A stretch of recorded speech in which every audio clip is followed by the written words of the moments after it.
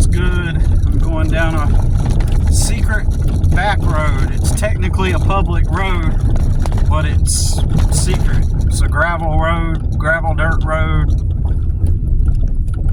that most people don't know about. It's a shortcut. So that explains the noise. I wanted to make a video before I get to my customer's house and about a dream I had last night. But man, first of all, like,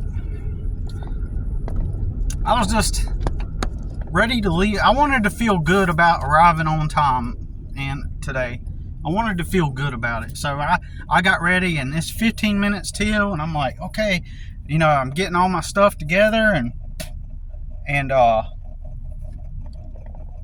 wanted to be there on time. Just sometimes just being on time feels good. It gives you a good mental start. But now I'm going to be late because as soon as I literally get all my shit together and get out the door, I spent the last hour organizing some things, getting some things ready, to go work, because I'm going to probably go work about 5 hours. And it's noon. It's 15 minutes till noon time. And I walk outside and there's a car parked right in the fucking front of my truck. In this huge ass parking space, of all places, some chick who's over at the place decides to park right in the fucking front of my truck, man. So now I'm late. Even though it's a couple minutes late, it throws me the fuck off mentally, right? Sometimes little things like just showing up on time, it primes my day to be good. I mean, I will get over it. But it just kind of sucks that I just went through that whole ritual of, and I'm doing it right, I'm feeling good, and the moment I go to leave, some fucking person has got their car parked literally right in the front of my truck, right? Of all places. So, fuck, right? I mean, would that count as one of the weird anomalous things? I don't know, but it's just like, it's like Notnell trying to fuck with me, like, all the time, man. I had a dream about my old best friend, and he went back to Mexico to go to college and stuff, and then he quit college. He couldn't take it anymore.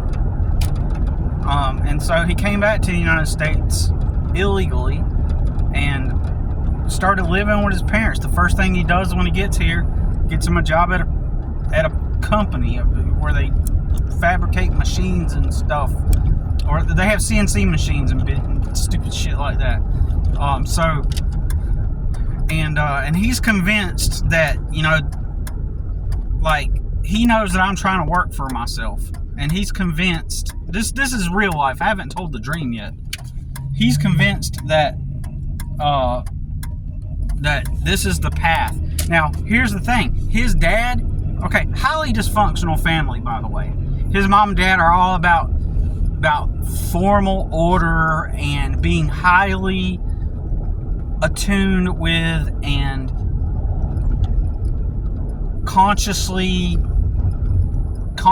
make an effort to live life under these strict rules where like, when you go to someone's house, you greet them a certain way, and when you sit, you cross your legs a certain way, and they're really strict about this shit. It's weird. And so his dad has always been poor. He said he's always been poor. Like, all he's done is work, and he's never made any extra money. He's just always been poor. And he talked about how his struggles, and so all he's done is worked at warehouses, right? Injection molding factories and stuff like that. And I give him credit for being a hard worker, you know what I mean? Like, but hard work hasn't fucking done anything for him. And so now his son, my former best friend, wants to work at a company, and he's trying to persuade me that I need to effectively, over the course of time, I began to realize that he was knocking my dreams. He was constantly coming up with arguments against why, after I've spent all my life working for other people to failure, he's trying to convince me that I need to clock back in and get right back on the path. This was the same year that I quit that job too. It's the same year that I quit my last real regular full-time job.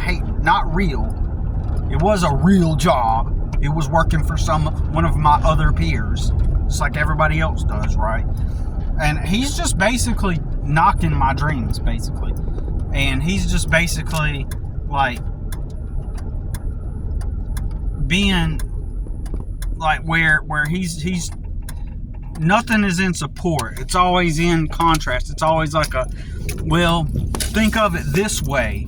If you do this and you work your job, and then he explains all the benefits of working for other people and why, having the mentality of working for yourself is, he's just basically pro working for somebody else.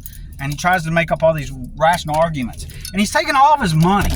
He's taking all of his money that he's making, and he's completely destroying his mom's old trailer, mobile home trailer. Literally knocking out full bathrooms and rooms and just totally just annihilating the whole thing. He comes home from work and he's working on that. And, just spending thousands of dollars into just remodeling something that technically doesn't need remodeled. It's just, in my opinion, he just wanted to come back from Mexico and prove his value to everyone. See, I can do things too. Like, look at what I can do. To impress his family, to find some sense of meaning and purpose. And in reality, he didn't.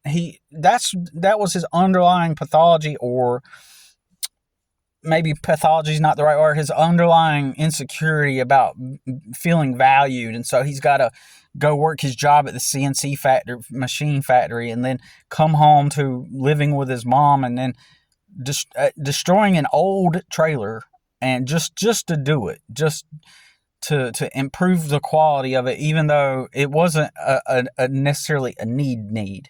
He had a bedroom, he had a bathroom, period. And so it's insane what he did. It's insane what he did to that trailer. So he could have been taking that money instead and partnering with me, or he could have just done it himself. Since he got to live with mom, he could have just saved his checks and invested in something better to improve his life. Instead, he squanders all of his money. And so we could have started a business together. And eventually take him back to Mexico and then pay to, have him come here legally. He could have invested that money in me, and we started a landscaping business together, and we would have been doing good. And that goes for me and my other friends. We could have all been doing fucking great. We could have, from the year 2000 to 2026, had you started a business, you would have not failed. You would have not failed the business. You would have succeeded. And all this talk, you always hear this from the layman that's never even fathomed a thought. The thought never even has briefly flickered in his mind. Let me go work for myself. It hasn't even been like a thing. Those are the people that are going to tell you all the layman wisdom about starting your business. Okay? They're going to be the ones with all the answers, with all the wisdom about how they're going to get you in the taxes, how they're going to, how you're most likely to fail. They got all the layman wisdom from someone who's never had a flicker of a thought of working for himself. But had my buddy that's in the Navy and my buddy that works up in Alaska, clocking in, in the cold, in the freezing cold, and he's always talks about how he hates how cold it is, and eventually he's going to move down to a warmer state, and had we started the coffee shop I pitched, by now we would have already sold that business, and probably invested in other. We would have been multimillionaires in 25 years. We would have been multimillionaires by now. I mean, I'm not saying. I don't know how things are going to go with the economy and life now moving forward. I mean, I'm already late, so fuck it. You know what I mean? I'm already late here, right? So fuck it. But anyways, had anybody started a business, all that stuff about most businesses fail and they're going to get you on the taxes and all the stupid bullshit that people say was not applicable. I don't know about moving forward in this economy, but had you done it back then, instead of like looking for a job and clocking in for somebody else, then you would have succeeded. We could have started that coffee shop and got it running. And then by now, maybe we could have sold the brand to somebody else and then endeavored into other businesses and other ventures and investments. Probably would have had maybe real estate properties and other assets and means to, make money and to actually be free, right? As opposed to being clocked in. Because my buddy in Alaska, he's always just, bored and upset. And there's been times where he's called me like, oh yeah, hey, I don't like working here, blah, blah, blah. And then my other friend in the Navy, he's highly privileged, but he, when he clocks out of his job with the Navy, when he gets off of work, he's got several hours to do nothing since, he just has a job that some authority figure gave him and said, hey, here's your job. And so after the authority figure gives him his job and he's done with it, he's got nothing to do. He said, according to him. So what does he do? He goes and drives for Uber, right? He drives for Uber. And so he does that part-time, and it's like, it's weird because like what are you doing? You know what I mean? Like, you're just, he used to be in charge of the media over a whole Navy ship. Like, he was the head of the media, because a Navy ship is like a small town in population, right? And so they have like their own newspaper and all that stuff on a Navy ship. And so he was head over that. And now he's over the whole paint department. So they constantly got to be doing paint repairs on these ships. And so there's a whole paint department that's in charge of on these ships. And so now he's over the paint department. And then you do the paint, the authority figure over you, because he's the head of it, but obviously there's a few people over him on the ship. And so they tell him, okay, well, you make sure these guys paint the ship. And that's what you're doing all day long, painting the ship. I mean, if you find joy in doing that, but that's not him. He just gets jobs. And then he clocks out, and then he has nothing to do. And so goes and drives for the Navy, for Uber, I mean, because he's got nothing else to do. And it's like, how can you live such a boring life? That's a boring life, in my opinion. Honestly, with him, I think he's just wired that way. My other friend, he's just indoctrinated that way.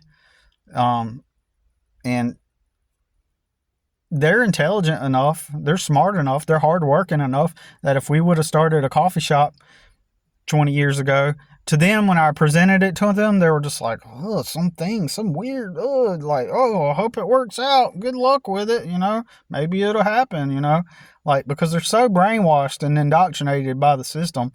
Like, it should just be common conversation amongst people. It should be just common conversation with people in our culture, in our society.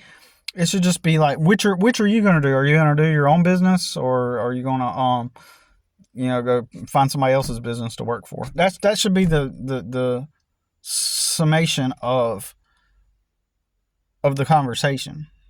But we're brainwashed because we think that everything is authorities. They got the jobs. The authorities have the jobs. It's so crazy, man. Fuck.